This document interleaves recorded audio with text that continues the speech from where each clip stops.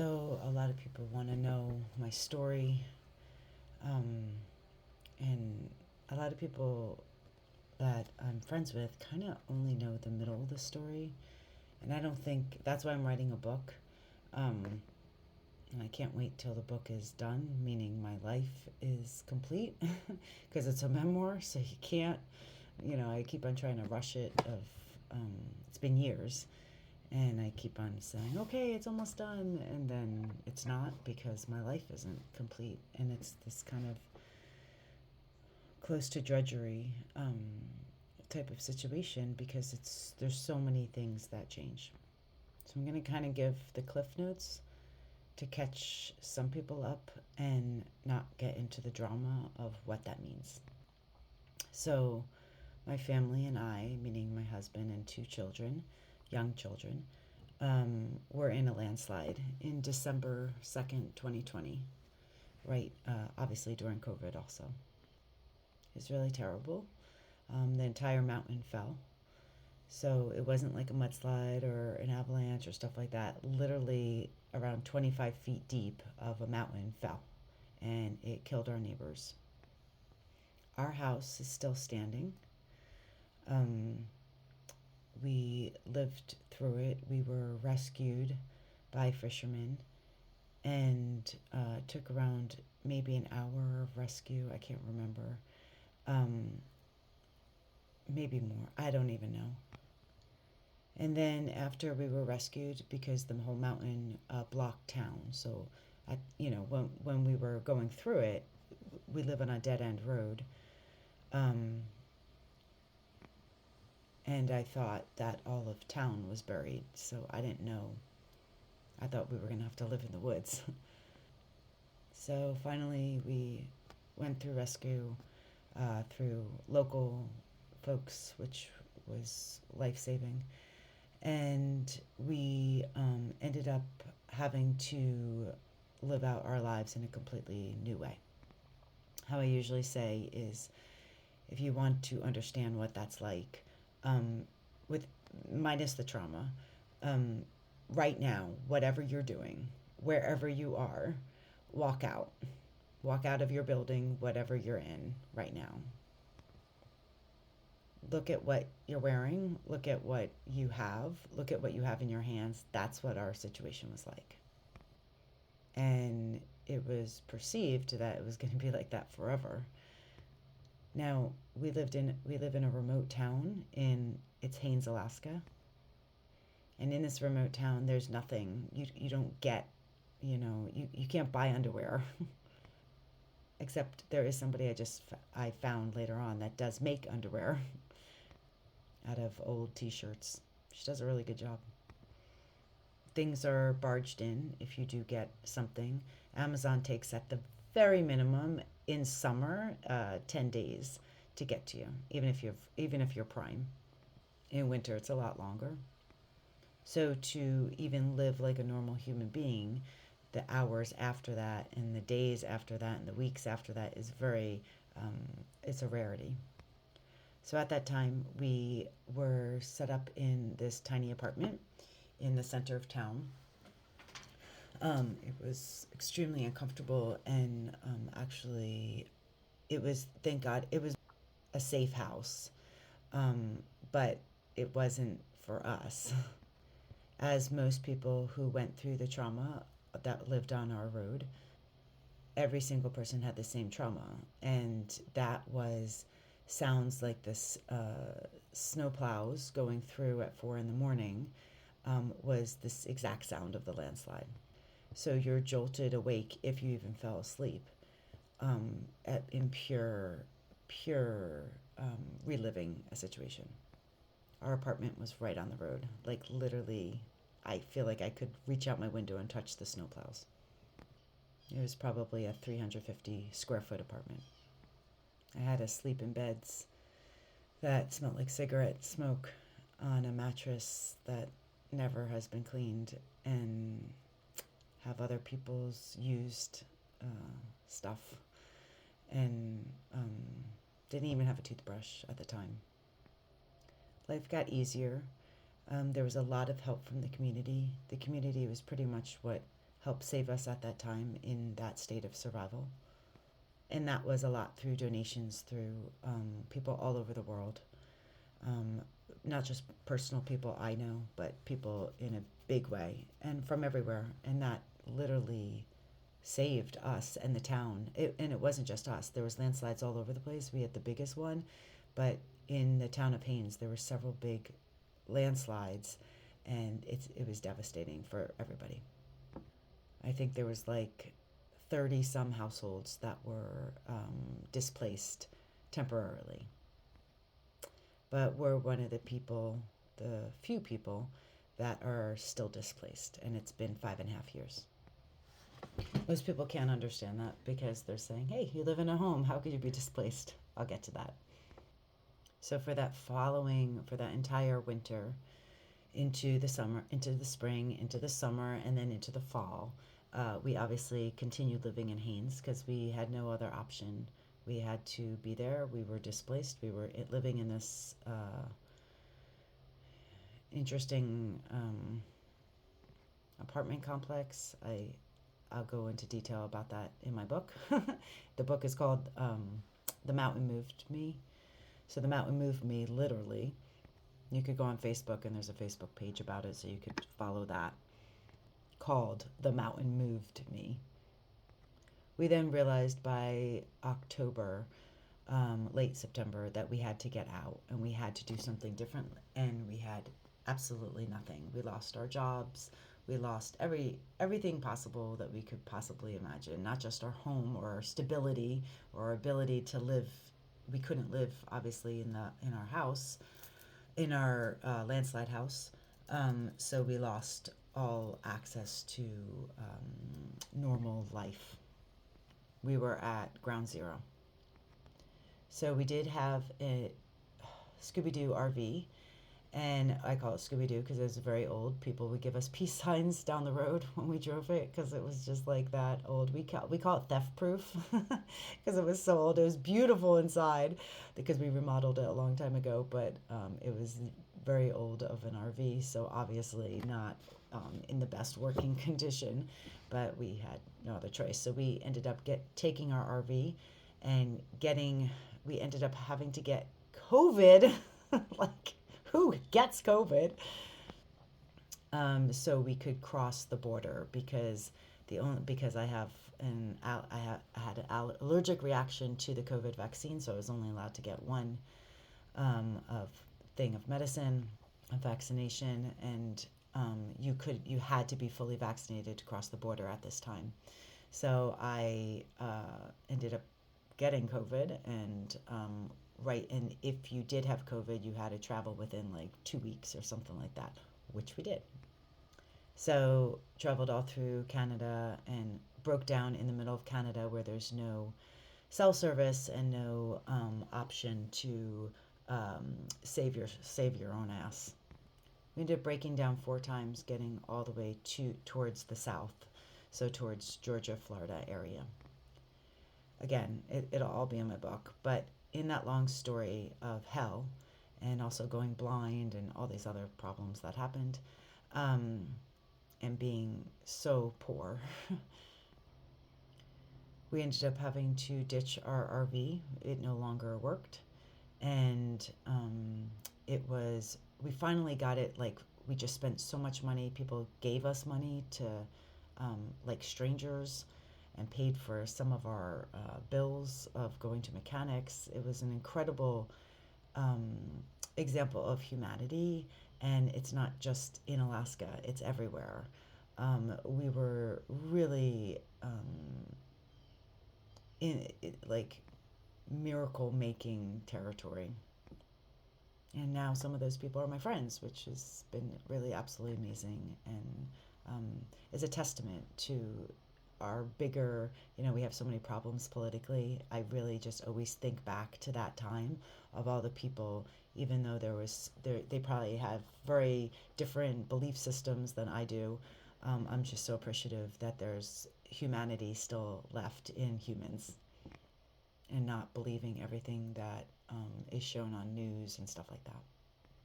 So, as our RV, we realized it wasn't our RV's problem, it was our problem. And our energy was just so raw and so tumultuous that, that RV, our last leg of holding us, couldn't hold us any longer, and it couldn't hold the trauma. So we had to let it go and literally give the keys to some stranger and say, hey, if you could sell it, awesome. If not, I don't know what to do. Which, again, that was a grace of God, and there's a whole entire thing that transpired from that. Read the book, you'll see it. The upcoming book. Anyway, my mom and stepdad ended up picking us up, 13-hour drive, and picked us up and drove us to their house, which is in southern Georgia. I lived with my mom and stepdad for a couple months, and then when you're an adult and you have children, you can't like just live with people. It's taxing on everybody.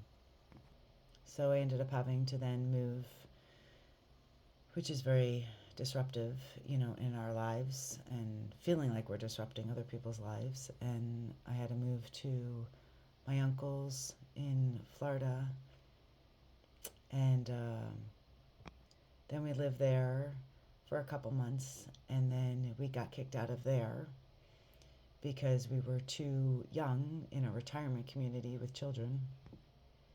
Then, through absolute miraculous phenomena, we ended up finding a home in Vero. We ended up getting a job at that time. It was so nerve-wracking because we actually turned it down because we felt like we weren't being adult enough. Don't ever let anyone tell you that, ever. You're the storyteller of your life. And so thank God, everything fell into place. Again, a very long story. Find it in the Mountain Move Me book. And in this landing of finding this house, it was not something that it was our safety net.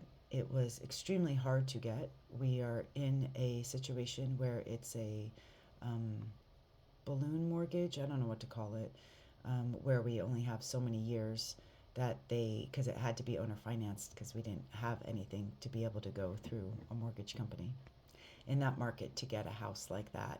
And there's a lot of other components to it, but is unheard of. So that balloon loan is coming up soon, and we have to figure that out too. That's going to be wild. So we're in this nebulous place of having a home, but we never have any more guarantees any longer in life. So we are in Florida right now, so Vero Beach, Florida, and this is where the home is. It's really hard to enjoy something when it's just constantly in a state of disarray. And it's really hard to feel confident when everything has the very real reality of continually being taken and destabilized, especially when you have young children. So this is for those of you obviously that know me. We went, through all different types of schooling and homeschooling and public schooling and private schooling and all these different things. I'm still an Alaska resident. I fully, and I will not change that. That's non-negotiable for me, for both of us.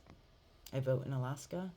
My license is in Alaska. Everything is Alaska. That is how it is. I just spend a lot of time here of the school season because of the situation.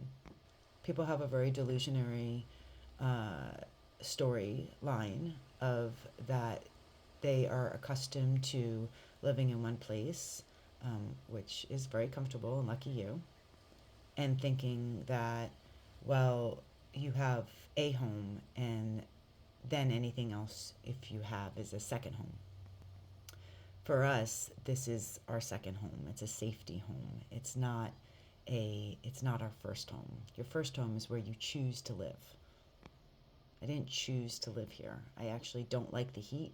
I am not a hot weather person. Thank God it's during winter, but that breaks my heart because I love snow and I don't care even if it's ice. I actually really love it. I love seasons. And so this is a very stark contrast. A lot of people think, "Oh, lucky you, you're in Florida." And it's just kind of like, yeah, well, it's I'm not going to try to compare it to you because you won't understand.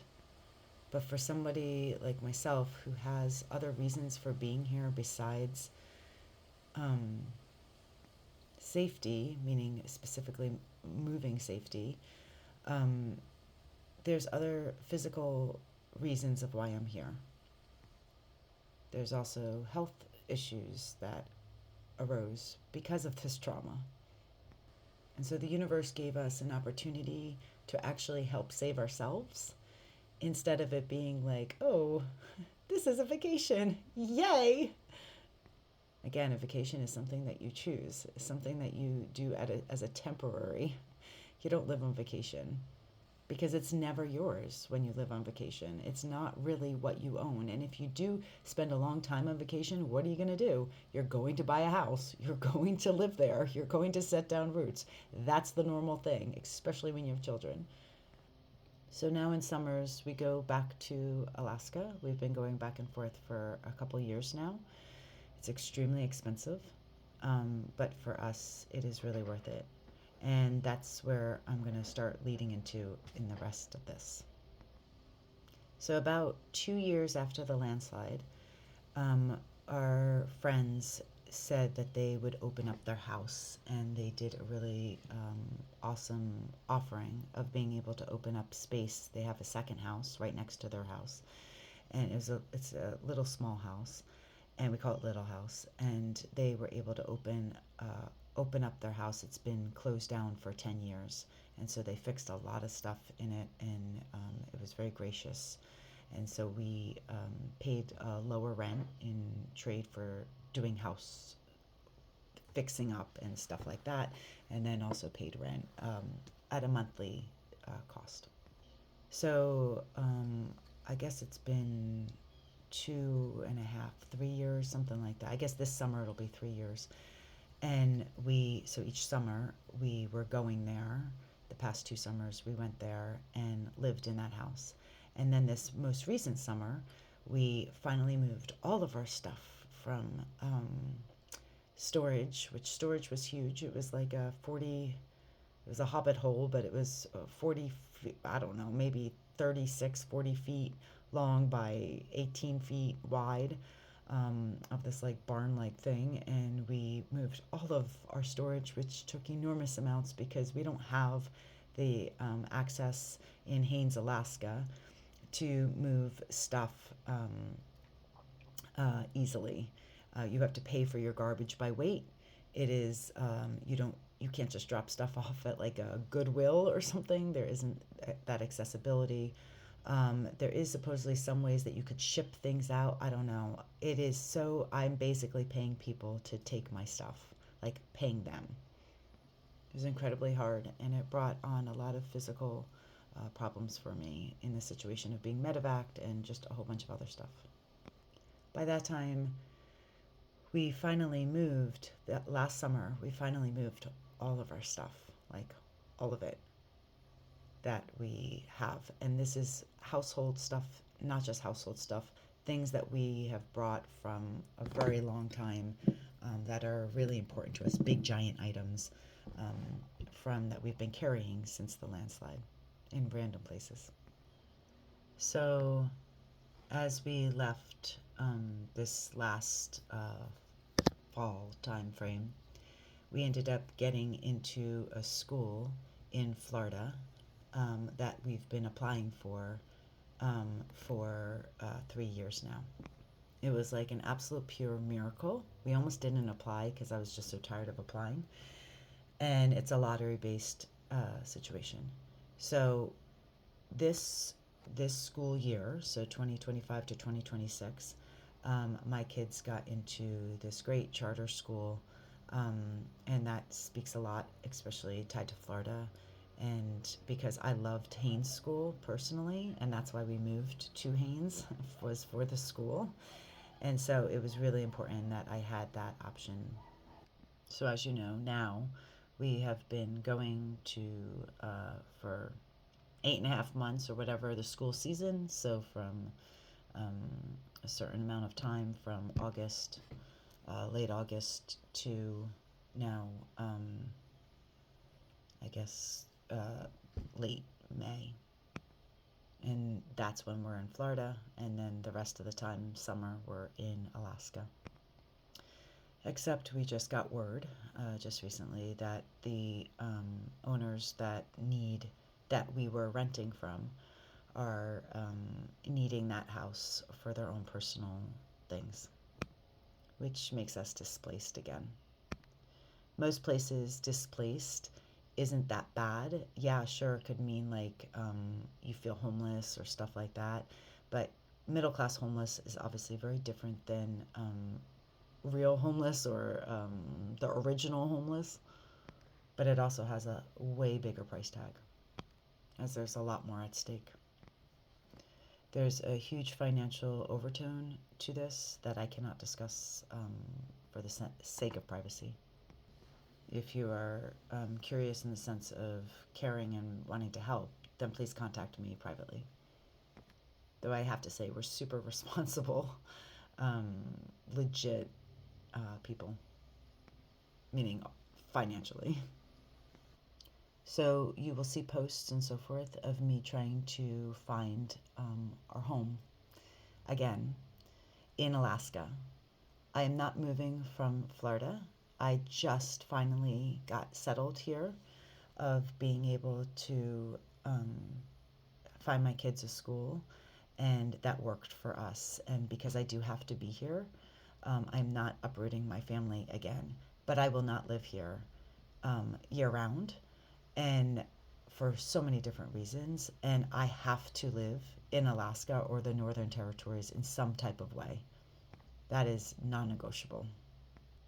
Alaska is my home, and that's somewhere that I live and breathe and feel alive of who I am. And it's very, very important to me. And it has decades worth of value to me that I am not willing to trade or sell or buy differently. That would be like selling my soul. And not everything's for sale. So we're basically in a pickle right now because trying to find anything we've been looking to buy. It would obviously have to be owner financed. We have the flexibility, I would say, to really live anywhere as long as we continue our remote work. That's why we do remote work. Because if we were to try to do something of, let's say, having a job in Florida, which it doesn't even matter, having a job in general is next to impossible. It's like, I call it 21st century dating. It's even worse than 21st century dating, and being an older person. So we're looking for some type of housing or property in Haines, Alaska preferably. We are looking other places if that presents itself, but my heart is in Haines, so if that presents itself, it has to do so as soon as possible because we have to move. We have to move out. And if we don't find anything, we're probably going to be kicked out of Alaska, and I don't have the ability to, or the will to leave my belongings that I've been with through this whole process. Because my belongings are like my children, has nothing to do with value and has nothing to do with stuff. It has nothing to do with stuff. It's my lived stories, and I'm not willing to bury them. But I'm also tired that we keep on having the walls blown out and the roof lifted. They need a home, as do we. So, for those who are kind of asking, where can I help or how can I help? Probably one of the, if it's not financially, I would definitely say, please just like visually see us in a home and happy in Alaska or just the northern area, um, to our liking, because I'm tired of having secondhand joy. I had a really hard time recently of trying to visualize what I want. And I'm the most imaginative person possible in my life. And I couldn't even get to the place of what I wanted any longer because it's been constantly stripped and devalued. So seeing me happy, seeing us happy, of where our not just needs are met, that joy is met, that it flows through us, that our dreams are actually alive and not buried underneath that, under that heavy heap of, I don't know, hell. They just need a miracle. So being a prayer holder, of being able to actually hold space, in that visualization of us, free from another's control, things that bombard us, and keep us stuck. Imagining us frolicking around, happy as all our wishes and desires um, just show up. Just everybody's birthright. I wish that for you. I wish that for every single person. Like, what the world would be so beautifully different and beautiful if we just all, like, were able to get that met. Everyone deserves a home base of where they choose to live, of where they choose they feel safe, of where they choose to feel alive, something that wilds them from the inside out. If you're able to help financially, there are other ways. I'm really kind of overwhelmed in that category because I've had to ask in the past, and I don't want to ask anymore, and I don't want to actually barely even talk about it because it makes me feel like a victim, and I'm so done doing that. I'm so done. But there are ways that you can help, even beyond like financially, of handout kind of stuff. One of the things that we are looking to try to um, help ourselves in moving forward is getting some type of loan. So, being that type of loan person, where we pay you interest, and that kind of stuff. Steve used to be a mortgage broker a long time ago. So we have a lot of experience in that kind of stuff.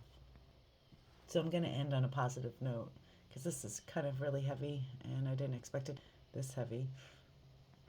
So, 5 things that are great about here and now in Florida, and then I'll name 5 things that are great, which are easy in Alaska.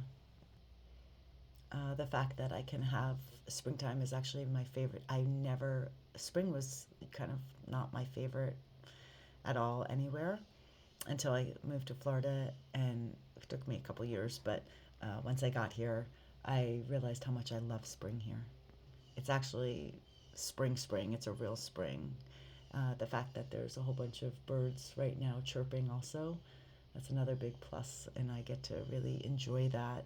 And I get to have, another one is I get to have my feet on the ground, so I get to ground every day. There's a lot of ants, though, where they bite you all the time and your body swells up. But I still get to ground every day. That's a big one. So I do my sun courting every early morning, of really getting that sunlight in my eyes, and my grounding with bare feet on the ground. And it rejuvenates me, and I need it. And I realized how much I needed it. It's actually also pretty wild here.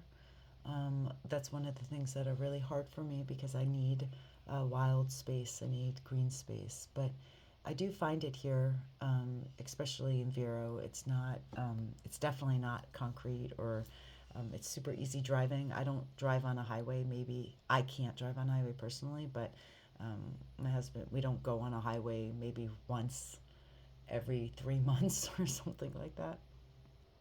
So, like today, um, my son went out to my car to get in, and he's like, "There's a dead baby kitty." It wasn't, it was a squirrel, but it was actually really fascinating. Some animal ripped just the squirrel fur off, and it was like right by my door. It almost felt like, honestly, an offering. And yesterday, I did a big auction dinner that I was the entertainment or whatever for that I gave, and we saw a big osprey with a fish, giant fish, in its talons right above our head. It was on the ocean side. I love that I could wear a sweater right now. So, and it's April, mid-April, and today, the past couple of days, it was cool. So I was so excited. And also Florida thunderstorms; those are really cool. Okay, 5 things that I love about Alaska. Oh gosh, this is gonna be very easy. I don't know if I could limit it to just 5. I love the community. I love specifically tied to Haines, Alaska. I love community. I love that everybody is connected to everybody else, and that you could go to the grocery store and then also the post office, and you still keep on seeing the same person. I love that as soon as you walk out your door, you're in the wilderness. That's a really big thing, and that the trees are so green and there's so much greenery, and that there's no concrete except like maybe the blocks that hold up a house. I love the whales. I love that I could hear them. It makes me cry. I love the sound, and I love that they exist right out your door, and that you, anytime you're going, maybe driving into town or just on your way somewhere, you're just probably going to see them. They're like, of that air going out the spout. I love that the air smells. It's like literally smells. It smells like fir. It smells like spruce. It just has that evergreen scent to it. Like literally, as soon as you open, at least in Juneau, I know, as soon as we would open the doors, the automatic doors, it was like whew, of even in Juneau. I love that I find so many Alaskans here in Florida. Like so many. My neighbor is from Tok. Like what? Tok, Alaska. Like hello, it's so like vacant. There's like nobody who lives there, but it's just like this pinnacle point. It's almost like the gateway to get into the interior of Alaska. I'd say probably my fifth one about Alaska is that I feel alive. Like I literally feel alive. Um, it's the temperature of summer. It's the ability to be able to really breathe, and everything becomes me. I get to find myself in the pine needles.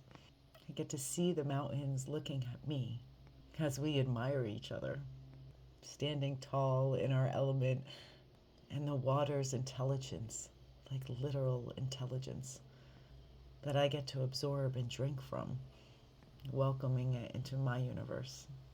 I feel like it's a privilege to live in Alaska. It's not easy, and I don't want it to be very honest. I enjoy all the adventure of it. But when it shifts from adventure to overlording grief, that's when you know you need a vacation. And that's what we did. So we found our second place before our first. And now we're really looking for our first because the universe helped us have a safe space, and that's perfect. But it's what is the word? Transitional. And we're not supposed to be stuck there either. So onward to actually being home. So please, in your prayers or your visualizations or whatever you do, whatever works for you best, if you could keep us in space of feeling joy, of seeing the Wishstars and just jumping up and down joy that they got to land home again and feel what that feels like.